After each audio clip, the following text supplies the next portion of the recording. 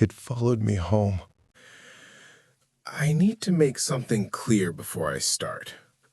We didn't leave that house because we wanted to. We left because something out there stopped pretending to stay outside. And even now, years later, sitting here trying to put this into words, I still feel that same weight in my chest that I felt every single night we spent in that place. Like something is listening. Like something is still watching. I've started this story probably a dozen times in my head, tried to find the right place to begin, and every time I do, I end up back at the same moment, standing in that driveway for the first time, bags still in the car, staring out at those trees and feeling something I didn't have a word for yet. I do now. The word is dread. We moved in the middle of summer.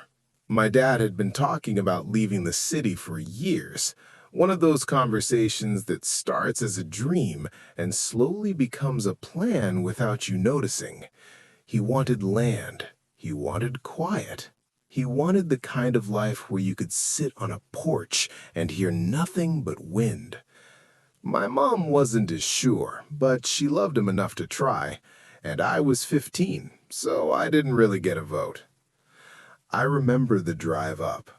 The highway gave way to smaller roads gave way to gravel, and then there was just one lane cutting through the trees like someone had made a single decision and never looked back. The house sat at the end of it. 2 stories, old wood, a porch that wrapped around the front, deep-set windows that caught the light in a way that made them look like they were reflecting something that wasn't there. My dad said it had character. My mom said it had potential. I said nothing. I just kept looking at the tree line. The forest up there isn't like forests you see in pictures. It doesn't feel open or inviting. The trees grow so close together that the light disappears about 20 feet in, and after that, it's just shadow. Just this dense, pressing darkness that doesn't move the way it should. I grew up near woods. I know what a forest feels like when it's just a forest. This was different. This felt occupied. Not by animals, not by anything I could name, just this persistent, heavy sense that the space between those trees was not empty, that something existed in that darkness that knew we had arrived and had already begun to decide what to do about us. My dad loved it immediately, the way he always loved things he had decided to love before he got there. He walked the property that first afternoon, talking about where he'd put a fire pit, where he'd clear some brush, all these plans layered on top of a place that didn't feel like it wanted plans. My mom walked through the house slowly, touching walls, opening cabinets, the way she always did when she was trying to convince herself of something. I sat on the porch steps and watched the tree line until the sun started going down. And then I went inside because something about being outside as the light faded felt like a mistake I didn't want to make. The silence was the first real sign. Not the kind of silence that means peace, the kind of silence that means absence. I've been in quiet places before. Quiet places still have texture, wind moving through leaves, insects starting up at dusk, distant animals doing whatever distant animals do at night. This had none of that. The first night, I lay in bed listening for anything and heard nothing. Not one thing. The whole forest outside my window was completely, absolutely still, like it was holding its breath, like it was waiting. I told myself I was being dramatic. I was 15, and I'd been reading too many things on wine, and I had a tendency to let my imagination run ahead of the facts. I repeated that to myself enough times that I almost believed it. The first few days passed without anything I could point to. We unpacked. My dad started making his lists of things to fix. My mom found a farmer's market 20 minutes away and started planning a garden. I explored the property, always staying at the edge of the trees, never quite stepping in, and told myself the feeling I kept getting was just adjustment, just newness wearing the wrong mask. But the silence never changed. Every night, the same held breath. Every morning, the same feeling that something just outside my awareness had been present all night and had only just stepped back. On the third night, I woke up the way you only wake up when something wakes you. Not slowly, not naturally, just suddenly, completely, like a switch. One second I was asleep, and the next I was sitting up in bed with my heart already going, and the room feeling different in a way I couldn't immediately explain. The air felt heavy, pressure without a source, like the room had gotten smaller while I was sleeping. My bed faced the window. The curtains were thin, slightly open in the middle, and through that gap I could see the tree line against the night sky. I didn't want to look. I knew, even then, in that wordless way your body knows things before your mind will accept them. Looking was going to confirm something I wasn't ready for. But I looked anyway, like you always do. At first, nothing. Just darkness and trees, the same view I had been staring at for 3 days. But then, my eyes adjusted, and I started noticing the details, and the details were wrong. The trees weren't moving, not at all. No sway, no rustling, nothing. Just standing there like props, like a backdrop that had been placed rather than grown. And the darkness between them was too dark, too consistent, like something was standing in the gaps and filling them. Then I heard the voice. Soft, close, right outside the glass, like someone standing on the other side of the frame with their mouth near the frame.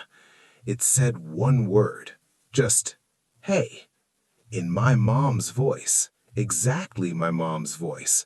The pitch, the casual warmth, the specific way she drew out that single syllable when she was just checking in.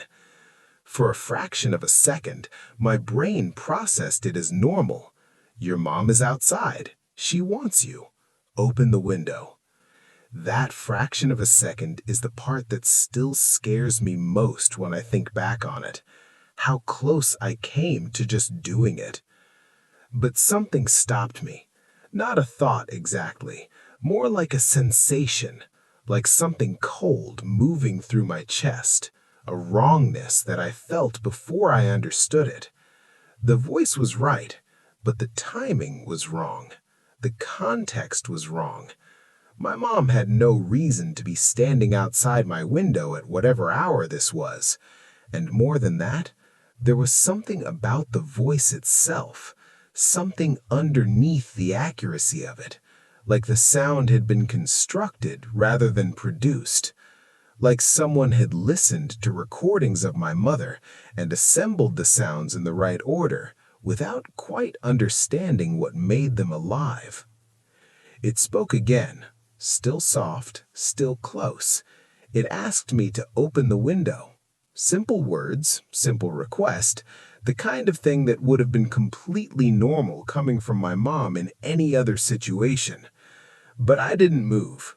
I sat there in my bed, barely breathing, and I watched the gap in the curtains. And after a moment, I saw it. Or I saw the outline of it. Something standing just outside the glass, darker than the night behind it, tall in a way that seemed inconsistent with the window's frame, completely motionless. not shifting its weight, not fidgeting, not doing any of the small movements that people make without thinking about it. Just standing there, still in a way that things shouldn't be still. The voice came again, and this time something had slipped in it, just slightly. The tone had drifted, the warmth had thinned out, and what was left underneath sounded like an approximation of warmth rather than the thing itself. It asked why I wouldn't open the window. It asked if I was okay. It said my name, and every time it spoke, the wrongness underneath got a little clearer, a little less hidden, like whatever was producing the voice was losing focus, losing interest in the performance. I stayed still for a long time. I don't know how long. Long enough that my legs went numb and my back ached, and the window glass started showing the faint pre-dawn gray. At some point, the voice stopped. The presence at the window, whatever shape had been standing there, was gone. The silence remained, but it had changed texture. It wasn't waiting anymore. It was just empty. I didn't sleep again that night. In the morning, I almost talked myself out of it again. I was good at that. But then my dad went outside after breakfast, and I heard him go quiet in a way that brought me to the door, and I looked out and saw him crouching near the side of the house, just below my window, staring at the ground with an expression I hadn't seen on him before. I went out and looked at what he was looking at. Footprints.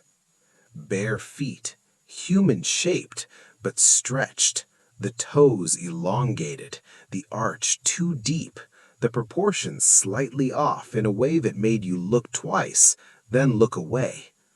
They didn't approach the house from any direction. They simply circled it, over and over, the same path, tight and deliberate, like something had spent hours walking the perimeter. The circle passed under every window. It passed the front door. It went all the way around, again and again, until the grass was pressed down in a visible ring. My dad stood up slowly. He said something about deer, how deer could leave strange prints sometimes. He said it once and didn't say it again. We both knew. We went inside and didn't talk about it. And that was the beginning of the unspoken agreement we all made without discussing it. The agreement that whatever was happening, we were going to hold it carefully, like something fragile that might shatter.